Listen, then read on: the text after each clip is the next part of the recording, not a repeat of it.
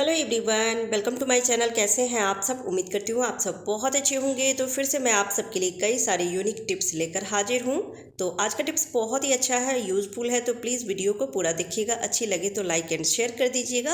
आज का पहला टिप्स है दुपट्टा को लेकर। दुपट्टा तो बहुत ज़्यादा हो जाते हैं क्योंकि ड्रेस फट जाती है पर दुपट्टा नहीं फटते हैं, वो ऐसे ही रहते हैं।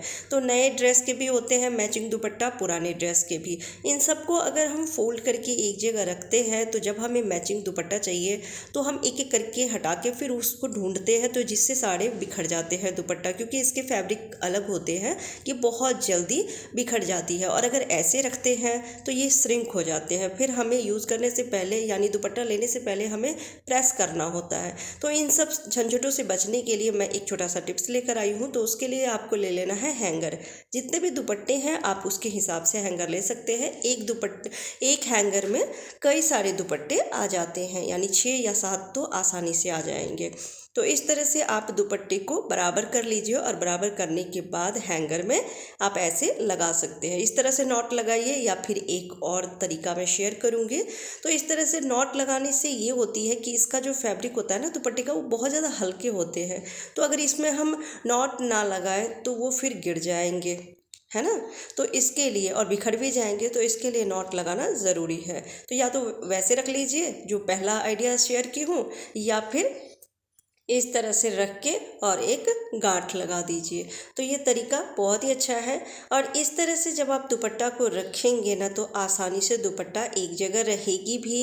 आपको जब भी कोई भी दुपट्टा चाहिए तो ढूंढना नहीं पड़ेगा, और ना ही ये श्रिंक होंगे। जब भी आपको यूज़ करना हो तो यूज़ करने से पहले आपको प्रेस भी नहीं करना पड़ेगा, तो बिल भी नहीं उठेगी, पैसे की भी बचत होगी, साथ साथ टाइम की भी सेविंग होगी। तो ये तरीका बहुत ही अच्छा है। इस तरह से आप कहीं पर भी इसको टांग दीजिए। बहुत सारे दुपट्टा है तो आप बाहर भी इस तरह से रख सकते हैं। जो डेली वेयर करते हैं आप वो उसको बाहर ही रखें, बाकी को कबर्ड में इस तरह से भी रख सकते हैं। देखने में भी बहुत अच्छा लगता है, और एक हैंगर में 5 से 6 7 आराम से आ जाते हैं। तो मैं अभी 4 ही आपको लगा के दिखाई हूँ। इसमें आप देख सकते हैं कि 3 दुपट्टा आसानी से आ जाएगी। तो उम्मीद करती हूँ आपको ये टिप्स पसंद आई होगी। पसंद आती है तो प्लीज़ लाइक कर दीजिएगा। जब हम ट्रैवल करते हैं तो हम कोशिश करते हैं कि कम से कम जगह में हम ढेर सारे सामान को रख सके, यानी छोटा से छोटा बैग हो उसमें ढेर सारे हम कपड़े को रख सके। तो उसके लिए कपड़े की जो फोल्डिंग है वो अच्छे से करना ज़रूरी रहता है, जिससे कि कपड़े अच्छे से फोल्ड हो जाए तो वो बिखरे नहीं जब हम निकालें तो, और साथ में कम जगह में ढेर सारे कपड़े भी आ जाए। तो उसके लिए मैं यहाँ पे छोटा सा टिप्स लेकर आई हूँ कि आप जब भी जीन्स की आप पैकिंग करते हैं तो जीन्स जब आप फोल्ड करते हैं तो उसको किस तरह से फोल्ड करना है। तो इस तरह से पहले जीन्स को रख लीजिए और उसके बाद एक पैर को ट्रायंगल शेप में आपको रख देना है। और अब ऊपर से जहाँ पे बेल्ट लगाते हैं ना, वहाँ से इसको गोल गोल आपको इस तरह से रोल बनाते हुए आना है। नीचे जो पैर रखा हुआ है ना उसको पूरा हमें इस तरह से रोल कर देना है। तो आप देखेंगे तो समझ में आ जाएगी, बहुत ही आसान है। और इस तरह से जब हम जीन्स को पैक करते हैं ना तो 2 फ़ायदे होते हैं। एक तो कम जगह में ढेर सारे कपड़े भी आ जाते हैं, और साथ में इसको हम कहीं पर भी उठा के रख दें तो ये बिखरती नहीं है, ये अच्छे से पैक हो जाती है इस वजह से। तो आप देख सकते हैं इस तरह से मैं जीन्स को फोल्ड कर दी हूँ। ये बहुत ही आसान तरीका है, इससे कम जगह में कपड़े ढेर सारे आ भी जाते हैं, और ऐसा नहीं है कि इसकी प्रेस जो है ख़राब हो जाएगी, वो भी नहीं होती है। तो उम्मीद करती हूँ आपको ये टिप्स पसंद आई होगी। अगला टिप्स है ड्राई फ्रूट को लेकर। ड्राई फ्रूट जब हम लेकर आते हैं मार्केट से उस समय तो बहुत अच्छा रहता है, लेकिन बहुत जल्दी ही गर्मी में जाले बनने लगते हैं इसमें, यानी कीड़े लगने लगते हैं, ख़राब हो जाते हैं। तो इसका कलर भी ख़राब होती है, टेस्ट भी, और बहुत जल्दी ये इसमें कीड़े लगने लगते हैं। तो ऐसा क्या करें जिससे कि कीड़े ना लगे? तो उसके लिए आपको ले लेना है थोड़े से चावल के दाने। तो आप देख सकते हैं मैं इसमें रखी हूँ छुहारा और बादाम, थोड़ा थोड़ा ही है, ये मैं होली के टाइम में लेकर आई थी तो उसी का बचा हुआ है।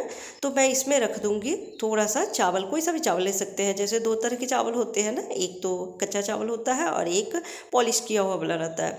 तो आप थोड़ा सा आपको रख देना है, और उसके बाद जब आप इसको रखेंगे तो इसमें कीड़े नहीं लगेंगे, जाले नहीं लगेंगे।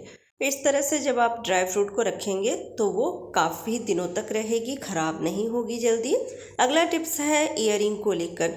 कई बार होता है कि जो हमारा फेवरेट ईयरिंग होता है जब हमें पहनना होता है तो उसका जो स्टॉपर होती है जो पीछे लगी रहती है वो गुम हो जाती है। तो मैं पहले भी टिप्स शेयर कर चुकी हूँ, तो आज मैं एक दूसरा टिप्स शेयर करती हूँ जो बहुत ही कमाल का है।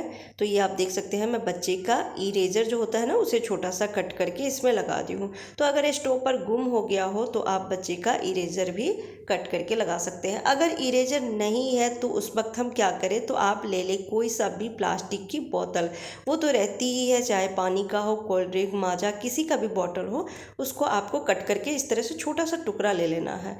और 2 स्टॉपर बनाने हैं तो इसके लिए 2 को इस तरह से छोटा सा राउंड शेप में बना लीजिए और उसमें होल कर दीजिए। तो होल करते समय एक चीज़ का ध्यान रखिएगा कि जो डंडी लगी रहती है ईयरिंग की, उसी से होल कीजिएगा ताकि ये फिट रहे, नहीं तो फिर लूज हो जाएगी। तो इसको हल्का सा गर्म करेंगे ना ईयरिंग की डंडी, तो ये आसानी से इसमें होल हो जाएगी क्योंकि प्लास्टिक है। तो कैसा लगा आपको ये टिप्स, कमेंट करके ज़रूर बताइएगा। अगला टिप्स है नेल कटर को लेकर।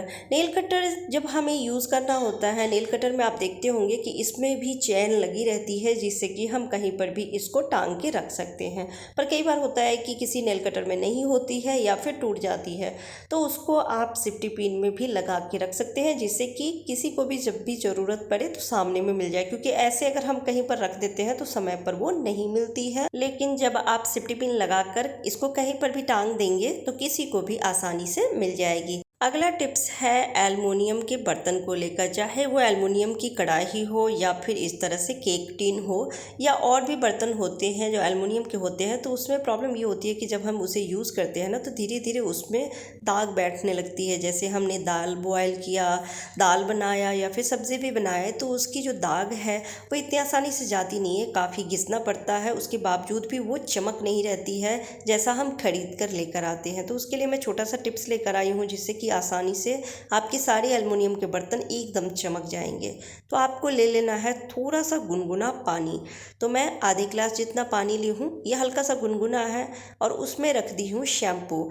आपको शैम्पू ही लेना है, शैम्पू से बहुत अच्छे से क्लीन ये हो जाती है। तो कोई सा भी शैम्पू आप ले सकते हैं। तो 1 चम्मच जितना मैं रखी हूँ, तो 1 पाउच था तो उसका सारा ही मैं रख दी हूँ। और अब रखी हूँ आधी चम्मच हल्दी, और इससे आपको बर्तन को साफ़ कर लेना है। यहाँ पे एक चीज़ ध्यान रखिएगा कि आप तार वाले कुचे से बर्तन ना साफ़ करें, उससे हर बर्तन में ना निशान पड़ जाती है। जब हम इसको रगड़ के साफ़ करते हैं ना तो निशान पड़ जाती है।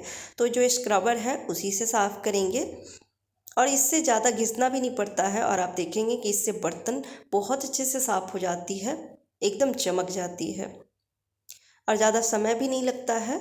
तो बहुत ही आसान तरीका है। इस तरह से आप अपने सारे बर्तन को, आप स्टील के बर्तन को भी धो सकते हैं, कोई भी बर्तन धो सकते हैं। इस तरह से सारे बर्तन चमक जाते हैं। तो मैं इसको धो के और फिर आपको दिखाती हूँ कि ये कितना सुंदर हो गया है, कितना लाइट आ गई है इस बर्तन में। तो ये देख सकते हैं कि कढ़ाई कितनी चमक गई है, ज़्यादा देर हमें घिसना भी नहीं पड़ा है, और सारे बर्तन ही एकदम चमक गए हैं। तो उम्मीद करती हूँ आपको ये टिप्स और बाकी के टिप्स पसंद आए होंगे। पसंद आती है तो प्लीज़ वीडियो को लाइक एंड शेयर कर दीजिएगा। चैनल पर पहली बार आए हैं तो सब्सक्राइब करके बेल आइकन प्रेस कर दीजिएगा। फिर मिलती हूँ अगली वीडियो में, तब तक के लिए बाय बाय।